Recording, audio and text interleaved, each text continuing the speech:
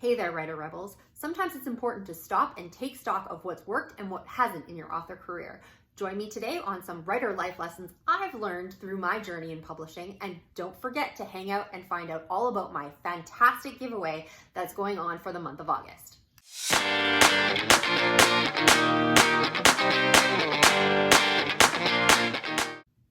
Hey there everyone, it's me, Scarlett Kol. I am a young adult author, YouTuber, and storyteller. And I am here today to talk about some of the writer life lessons I have learned through my journey in publishing. So why is this coming up and why is it coming up now? Well, one of the things about this is that it's my birthday on Saturday, and it's a relatively big birthday for me, so I'm kind of excited about it. And every time I get to a milestone in my life, I have a tendency to go back and think about and reflect on all of the things that have happened to bring me to whatever place that I'm in, either good or bad. So in terms of my writing life, I decided to stop and reflect on some of the things that I have done well and some of the things I have done badly in my author career. Some of these things you've already seen in my other videos, or I've already talked about them, so I'm not going to get into them too much in detail, but because my birthday is August 15th, I have 15 writer life lessons that I have learned so far in my publishing journey that I'd like to share with you. These are a lot more mindset or more holistic type things as opposed to grammar rules or something specific. Those things I like to get into deep detail, as you've probably noticed, and I would prefer to keep those into other videos. These are more general things about writing and publishing that I've learned as I've gone through my publishing journey. So before I start, I will give you a little bit of an update on what my publishing journey has been. I've given you details through some of my videos so far, but we're gonna basically backtrack for a little bit before I get into those lessons that I've learned. However, whether you're into hearing about my life lessons or whether or not you want to skip ahead towards the end, I am going to be talking about a fantastic giveaway that I am going to be doing for my birthday and to celebrate my AuthorTube channel and this foray into something different for me. So if you are interested in that fantastic giveaway, it's going to be a craft-based giveaway. So if you are a writer or an author, you are definitely not going to want to miss that. So maybe hang out and check out the video. Otherwise, you can skip towards the end and I will give you the details on that. I am going to make it very clear that this giveaway is not associated with YouTube and it is only from me and not anybody else. Okay, so basically, I went back and I took a look at my writing journey. So what has my writing journey been? Essentially, let's go back 10 years. It's 2020, 10 years is a good way to start. 10 years ago, I had already been writing for 3 years. I had written previous to that when I was in grade school, when I was a teenager, I was entering short story contests, all that sort of thing. And then of course, life gets in the way and you move on with other things and get other interests like textbooks and boyfriends and all of that kind of stuff. So fast forward a little bit, I now got back into writing and I had been writing for 3 years. At this point, I hadn't really told anybody I was doing it. It was only when I had some free time. It was when I was balancing in between, I was still studying. I had my first job. I was married at this point, kids, all that kind of fun stuff. So I was trying to balance that in with my other life priorities. So sometimes I was writing a lot, sometimes I wasn't, and I was just kind of free-forming everything out there, which is a wonderful experience because there's no rules or anything that you've really tied yourself down to. So fast forward 3 more years to 2013, and at that point I realized that if I wanted to actually do something with my writing, then I'm going to have somebody read it. So there's a small town just outside the city that I live in, and they had this sign up for a genre writing group that met on Saturdays. And I kept calling the library and they kept giving me the wrong number to get a hold of the organizer that was in charge of that. And so one day I went in on a Saturday and I brought my stuff with me and I went, hey, I don't know if you'll take me. I don't even know what this is about, but would you be interested in letting me join and taking a look at my stuff? So they were very great and super, super helpful. And the people that I met there taught me so many things that I didn't even know that I didn't know at this point. And this is really where a big turn started for me in terms of writing, because at that point you're writing stories and you think they're good or you think they're not good, and you kind of feel like you've got a flow for it. But once you put your work out there to somebody else to read it and to take a look at it and to critique it, that's when you really start to realize the things that you don't know and the things that you need to work on and all of those soft spots that you have as an author and as a writer that you need to work on. So at that point, everything kind of shifted for me. And I realized that there was so much more I needed to learn. So I basically just ingested everything I could. I read every craft book I could. I joined various different blogs. I went on like just internet binging sprees of everything that I could possibly learn about writing. I had my work critiqued. I had blue pencil sessions where an editor would go through my work and tell me what to fix. I rewrote the book that I was working on. I did some different experiments with writing prompts and all that sort of stuff. And I learned a lot through that experience. And a lot of it was prompted from joining this group, which was really, really great. Fast forward a few more years, and now we are at 2015. In 2015, I sold my first book to a small press. We were hoping to release that book in 2016, and I was super, super pumped. About 3 to 4 weeks after that, I also went out on my first journey to a major convention. I took a plane by myself from Canada all the way to Dallas, Texas, to the RT or Romantic Times convention because I wanted to learn everything that there was about writing from some of the best. There was Charlene Harris, Julie Murphy, there was Dorinda Jones, Scarlett Kol, Cami Garcia, the writer from the Beautiful Creatures series. Even E.L. James came and hung out at the bar. It was quite the author event. However, I did go there by myself, not really knowing what to get into. It was kind of a test for me to see if this was really something that I could see myself doing, or if writing was just going to be this little side thing that I did. Well, I basically felt like I had met my mothership, and I met the best writing people I have ever encountered. Not only did I meet a bunch of professionals, I did meet some of my most fantastic writing friends, and they are still my friends, and we talk almost every single day, and we talk about writing, and we're supportive of each other, and they are like the best writing tribe you could possibly imagine. And I love you guys if you're watching. So that was super, super important, and they will definitely be important through the rest of my journey. And then fast forward to 2016, my book gets bumped until 2017 because of just some business decisions of when they wanted the book to release. We get into 2017, I sell my second book to another small publisher, which I was really excited about. And then unfortunately, towards the end of 2017, when my first book was supposed to be coming out, the publisher ended up closing. So that book did not end up happening. Fortunately, I did have another deal going on, so I was working and focusing on the edits for that. And then I managed to resell that first book to another publisher. So 2018 happens. I have my debut release not only once, but twice that year with 2 different publishers. It was a very exciting year. I learned a lot. I made a lot of mistakes. And if you did want to check that out, I made a video about it, about debut author mistakes. And then move into 2019. As you can tell, if my birthday is August 15th, that makes me a Leo. And being a Leo means I'm a little bit of a control freak, which means I'm not surprised I ended up into self-publishing. In 2019, I released my first book as a self-published author. So now I have become a hybrid author with small press titles released in 2018, as well as some in 2019. But I self-published my first book in 2019, which was really, really exciting. So, moving into 2020, starting in January of 2020, I started my AuthorTube channel. So here I am on AuthorTube. Obviously, I've spent several years putting in the work and making sure that trying to get my writing up to as good as I could possibly get it, doing as much research as I could, and trying to make myself a better writer throughout the entire process. So hopefully you've been enjoying my videos when I can share some of that information with you and some of the things I have learned throughout my publishing journey, which has just barely begun. So what I'm going to go through is some of those lessons that I have learned through this, I guess, 13 years consistently of me writing and publishing, as well as some of the stuff I did learn back as a teenager entering contests and all of that kind of stuff.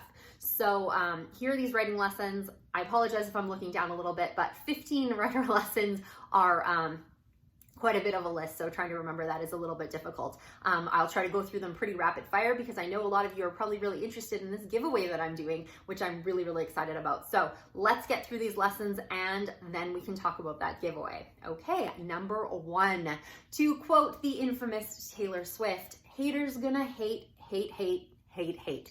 And it is absolutely true. No matter what you do in publishing, no matter what you do with your book, there's going to be bad reviews. There are going to be people who do not like your book. There are going to be people who do not agree with you taking the traditional publishing route. There are people who do not agree with you taking a self-publishing route. There are people who think you need a better editor. You've paid too much for your editor. No matter what decision you make, there will be somebody who doesn't agree with you or hates your work or hates those decisions. There could even be other people in your life, not even necessarily in the writing realm, that just don't really get it. And they just want to, hate on that thing that you enjoy. And it doesn't really matter if it's writing or something else in your life. There's always going to be haters out there. And some of them may have justified means. Some of them, it might just be straight up jealousy. But there will be people who are going to hate on you no matter what you do. And the fact of the matter is, the more you put yourself out there with your work and marketing and advertising, and the bigger that you get, the more you are opening yourself up to other people and their opinions. You do have to have a thick skin in this business. Rejection is kind of everywhere, whether you're self-published or traditionally published. And there are people who are going to hate on you no matter what you do. So this is a lesson that I have learned several times over, and the quicker you come to accept the fact that it's just part of the process and it's just part of spreading your wings and getting yourself out there, the better off you're going to be. The next lesson that I have learned is that you can't force creativity, but you can tempt it. So there's sometimes you just sit down to your computer and it's not going to work for you. It's not going to work that day. But one of the things that I like to preach, and I don't always do it, but I do know that it works, and that's why I always say it, is that writing consistently, not necessarily every day, but as consistently as you can, will kind of keep you in that creative space a little bit better, and it will tempt your muse to come and bail you out. But no matter what you do, you can always sit down and it's just not going to be there. The words aren't going to be there. They're not going to flow, and that is okay. Not every author out there is ever going to sit down 365 days a year and be able to knock out something fantastic. Creativity cannot be forced, but if you are working consistently, you have a better chance of that creativity coming out. It's kind of like when you play a video game. If you stack all of the things in order, you have a better chance of finding the rare item or winning that particular battle because you are prepared for it and you're set up for it. But it doesn't always happen. Sometimes you just lose a life and have to move on. It's the same thing with your creativity. You can't force it, but you can definitely tempt it by working consistently and staying within your story realm and your story space. Okay. Third thing I have learned is that writing speed does not dictate the quality of a novel. So there are some books that I've written very, very quickly that I think are fantastic, and there are books that I have slogged on for years that I think probably are a little bit garbage, because it doesn't necessarily mean that writing quickly means skimping on quality. I have a lot of friends who write very quickly and then they need to have an extensive editing process to get through all of those details. Sometimes it's easier to edit once that story is down and written. So by having those words there and words down quickly, it can be easier to move through that process. Sometimes, like I said, being consistent and staying in that story world helps you move things through a lot faster. Sometimes the reason books take a long time is because you haven't thought through the plot and you have plot holes that you need to deal with, and then you're basically spackling it together like some book Frankenstein, and it doesn't end up working in the end. However, sometimes honing it over 3 years is going to give you a masterpiece, but sometimes knocking it out in a month is going to keep you in the zone. It depends on the writer, it depends on your process, and it depends on the book. There are a lot of people who put out really bad books who spend a lot of time on them, and there are some people who put out absolutely fantastic novels who write very, very quickly. So that is something that I learned pretty much up front, because I really thought that you needed to spend a lot of time on a novel. You read a lot about how, oh, they've been at this for so long, and I just said, I've been writing for like over 13 years consistently. Doesn't mean I've been writing a book for 13 years, but I have learned that actually the better of a writer that I am, the quicker I get to write, because things start to click into place a little bit better. Obviously, the more you practice something, the better you are at it. So there are definitely ways to increase your writing speed that have nothing to do with reducing the quality. Quality depends on the author, depends on the story, and it depends on how they edit and how they present it. Speed means nothing. Okay, the next lesson that I learned is that people who do not write don't really seem to get it, but they can support you, and that's okay. So maybe this is a little bit different for you, but one thing I've encountered in my life is that there are definitely people who care about me, who are important to me, and I know that I'm important to them, and they just really do not understand writing. The people that I find that understand writing the most are actually marathon runners. They get that idea, especially when you're unpublished, that you're working towards this almost invisible goal that you can see but nobody else can. Like, you're working towards this novel that you're working on to put out there, either traditionally publishing it or self-publishing it, and all of these things that come along with it that you can see. But those people who just see you plugging away at a computer where you haven't made any money off your books, or you're just seem to be wasting time to them, one of the things I have found, and I've just kind of had to accept, is that there's people in my life who just really do not understand the novel writing process. My husband, I think he honestly thinks it takes me like a month to come up with an idea, and I can just like sit down for an afternoon and like write a book. There are people who just, if they haven't gone into the publishing area, they don't understand how things work. They don't understand that if you sell a book, it could still be 2 years before that book hits the shelves. They don't understand how you can love something so much like writing, and it can still frustrate you, and it can still be the bane of your existence. I complain sometimes about my writing, and some people will be like, well, you chose to do this. This is what you want to do. And it's like, yes, I do, but it doesn't mean it's not hard. And it doesn't mean that it isn't something that I still love, even though it's causing me some grief right now. So just like my children, sometimes they cause me grief, but I still love them. If you are struggling because the people in your life, you don't think that they support you, it is possible that they don't support you, but there's sometimes that they have to support you in their own way because they really do not understand what you're going through. And until they've done something similar or learn more about that process, then they aren't going to really understand, and that's going to be okay. And you kind of need to accept that.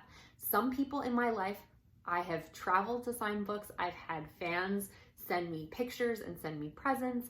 I've had, I've had books hit bestseller lists. I have worked on this for years. I have the books with my name on them to show people. There's still a lot of people in my life who think this is a hobby. Because I have a full-time job, then this just must be this other little fun thing that I do on the side. No, this is important to me. This is my business, especially now that I've become self-published. But there are people in my life who won't get that, and trying to force them to understand that is only going to cause frustration for me. I just kind of accept where people are, and those people who get it, it's just a nice, happy surprise. Next writer lesson I have is that you always have to look out for yourself, especially when you get into self-publishing. There are people who are going to give you opinions that they have, and they're based on their own experiences or the things that they know, but you have to go with your gut with those things in the end. There are people out there who are willing to help you that are scams. There are people that are willing to legitimately help you, but their advice isn't going to apply to your situation or isn't going to feel comfortable for you. So at the end of the day, it's your book, it's your business, and it's your baby, and you need to look out for yourself. And that doesn't mean you need to be a jerk about it. It just means that when the dust settles, it's just you and your book. So you need to make the best decisions for yourself. And sometimes that means disappointing other people or going against their advice or their opinions. Okay, my next writer lesson is the most progress that I have ever made in publishing and writing was when I decided to stop treating it like a hobby and start treating it like a business. Anytime that you are doing anything for your writing or trying to focus on your writing, make sure you are treating it like a business. Yes, you can have writing as a hobby. There are many novelists that I actually know out there that, they work a full-time job. They like to do this. They'll write a book. When it's done, they'll put it out. If it takes them 10 years, big deal. They just like to do it and it's something that they like to do. That's fine. If this is something that you want to continue with and build and grow with, the most progress I've seen with that is when I stopped treating it like a hobby. I started treating it like a business. I started taking a look at my return on investment for my time, for my money, for everything that I put into my books and what I'm doing. And even if, like I said, you still do want to treat it as a hobby, understanding it like a business is going to put you that much further ahead, because it is really a mindset thing and how you concentrate your efforts on your final product. All right, so the next writer lesson, I'm trying to get through these as quick as possible so we can get to that giveaway, is well-written books do not necessarily make a good story, and badly written books or less polished books may be fantastic. So one of the things I have definitely learned, I grew up kind of understanding that literature was literature, and basically you needed to have this beautiful, well-written book to be able to tell a good story. Well, I have done a lot more reading as I have gone through this process, and knowing how to break books down, because I have a better understanding of edits and proper writing and learning all of that stuff, that there are some really beautiful books out there that have zero story, that are just bore you to tears, but they're beautiful. And there are some people who can tell a fantastic story, but do not have all of the proper elements in place. I could probably go through there and give them a list of 100 changes that they need to make to their first chapter that would make it that much tighter or well written, but their story is magnificent and they're fantastic storytellers. Everybody has different strengths. You need to figure out what your goals are and where you want to be going with your writing. Ideally, you probably want something in the middle. You want a beautifully written book that's a story well told. But sometimes there are really, really good stories that aren't super polished. The thing we can learn from this is the fact that nobody's perfect. Everybody has their own strengths and their own weaknesses. So when you are looking at your writing and your brand and what you do, figure out where you are on that spectrum and, try to make your weaknesses better. If you need to be a better writer, work on that. If you need to tell a better story, work on that. But there is a place in the marketplace for all of that stuff. There are these books on either end of the spectrum that people absolutely adore. So there is a place for you, and you just need to figure out what it is and lean in and figure out where your weaknesses are to try and make yourself all that much better.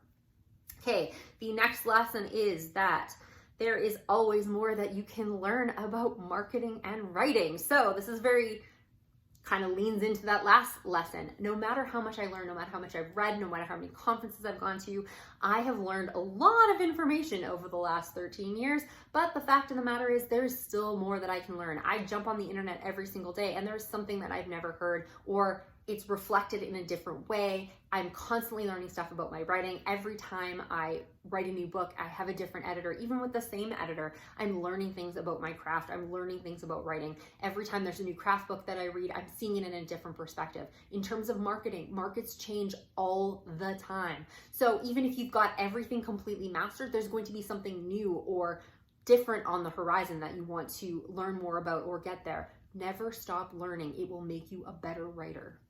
Number 9, true writing friends are invaluable. You need to take care of them and you need to nurture those relationships. You also need to learn when to let go.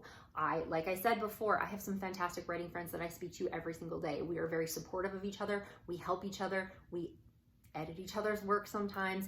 And actually, if you're interested, 4 of us are putting out an anthology of Christmas stories that will go on pre-order on my birthday, August 15th, this Saturday. So if you do want to check that out, it's called Christmas Wishes and New Year's Kisses, and I will leave the link in the description box below. Okay, enough for the plug. But I have these fantastic writer friends, and we have been through a lot of stuff, even just personal life stuff that had nothing to do with writing, and we've been very supportive of each other, and they've been really, really great and in my corner, and I would support them no matter what I do. However, cultivating good friendships means that sometimes that you need to give as well as take. You need to spend the time reading their stuff if they're going to read for you. You need to, help them out when you can, take their advice when you can, but you also need to know where to draw that line. Like I said, at the end of the day, it's all about you and your book. Sometimes they give me advice that I don't necessarily want to follow. That's okay, and I'm going to do what I need to do, but it doesn't make me any less friends with them. Make sure you're cultivating good relationships, because those are the people that are going to understand it. Going back to one of my other lessons, that there's other people in your life who will not understand writing. So make sure that you're making writer friends, make sure you're making good writer friends, and that you're taking a look at those relationships and making sure that they're still working for you. Some of those obviously will move on from just writer friends to just some of your best friends, and that's where some of mine sit today. But I do have some that are classified as writer friends, and who knows where we're going to end up in 5, 10, 15 years from now. Number 10, drama is not worth your time, save it for your pages. Obviously, you want a good dramatic novel, even if it is a little bit rom-com, you kind of want to have the drama and increase those stakes. But in your author life, you want to try and stay away from that whenever possible. It usually never ends well. If you have gone on anything about authors behaving badly or anything like that, you are going to see that these things escalate very, very quickly. A lot of stuff can get involved. There's the whole cancel culture thing, all that sort of stuff. Stay away from it. If you can, just stay out of it. One of the things I heard from somebody that I actually used to work for, I work in finance during the day, so we were talking about finance sort of stuff, and he had heard that I was writing books. And one of the things he said to me that's always kind of stuck was the fact that it's very interesting because we are in a business of essentially widgets. We buy and sell and do whatever we need to do, but nobody is super passionate about the product itself.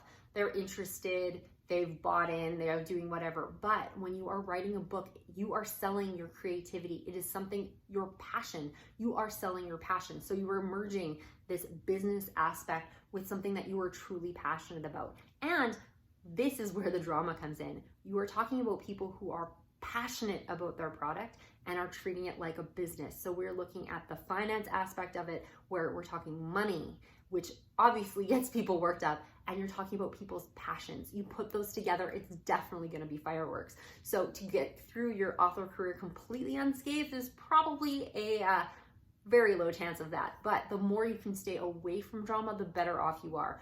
Number 11, no one is going to make time for your writing if you don't. Kind of like how people don't always understand what you're doing. You need to be the one to make the time for your writing. If you aren't doing that, nobody is going to rearrange their day to give you 3 hours to write. If you do find a person that is willing to do that, and unselfishly at that point, you are finding somebody who, hold on to them. They are a unicorn, and keep them in your pocket forever because they are fantastic. But generally, your job is not going to rearrange things so you can write your book. Your kids are not going to stop waking up in the middle of the night just so you can write your book.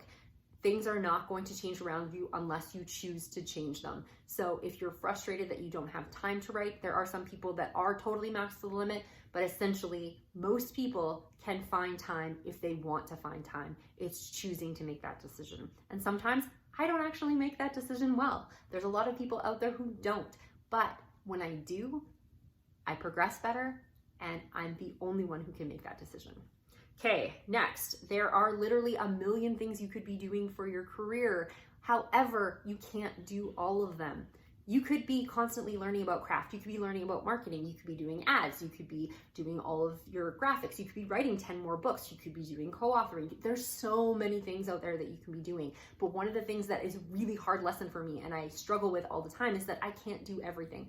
I see a shiny new project come up with, a bunch of authors that I want to be with. I want to do that. I hear about a new type of advertising that's out there. I want to try that. There's a new course. I want to take that. I'm constantly struggling with myself of trying not to do all of the things.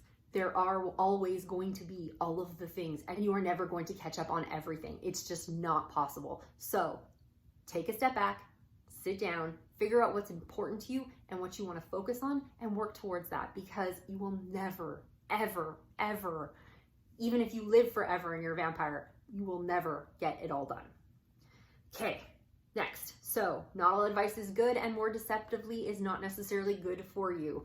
It's a little bit kind of maybe hypocritical coming from somebody who gives advice every week, but not every piece of writing advice is good writing advice out there. There's a lot of people who don't know what they're doing, or it's something that worked for them that isn't necessarily conventional. The other thing is, and this is the most dangerous one of all, because sometimes you can see bad writing advice and you're just like, that's awful, and you just know and you step back. But the ones that are really, really tricky are the ones that it's based in really good intention, or it's actually really good knowledge.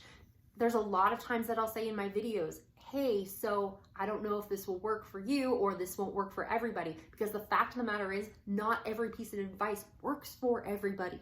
So buying into specific types of advice and thinking that's how you have to write and that's the only way you can do it, you are going to struggle, because not everybody is the same type of person. Some people plan, some people don't. Some people write quick, some people don't. Some people like serial, some people like to write super long books, even just picking a different genre. Everybody writes differently, and you need to be good at calling out the stuff that's good and bad and just work with what works for you. That doesn't mean you should stop taking people's advice. Learn as much as you possibly can. See what different options are out there for you. Maybe something's going to turn on a light bulb for you and it's going to make sense, but not everything will. And that's okay, because it's not supposed to, because we're all different people. We all write differently. And that's why there's room for all different types of books. Okay. Next one. So nothing. There is nothing in the world that will compare to the first time you hold your book in your hands. I know some people go to ebook first, so I do feel bad for that. But that moment of having that book in your hands for the first time is absolutely ridiculously incredible. I do remember my first thought when I had my first book was that this is a lot of words, which was very true, but it is just the most amazing experience. And if you haven't had a chance to experience it yet, I highly, highly recommend it.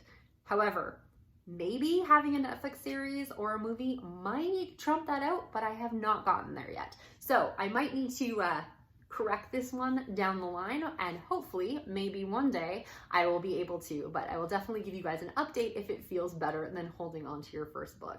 And my 15th piece of advice, yes, we are finally done, is my writing adventures have not even started. So basically, like I told you, I have been self-publishing. I have had small press experience. I have an authortube channel. I have been writing for a really long time.